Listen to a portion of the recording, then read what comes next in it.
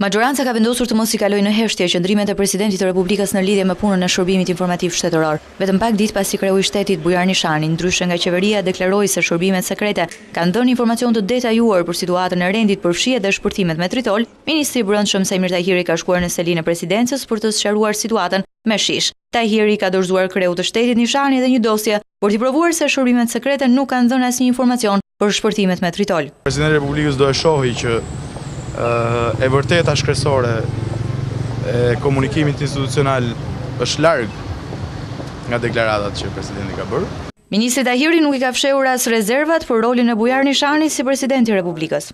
Gjykoj që në të gjitha rastet do ishte më e shëndosh që presidenti i Republikës të moderonte bashkëpunimin ndërmjet institucioneve, se sa duke neglizhuar të vërtetën të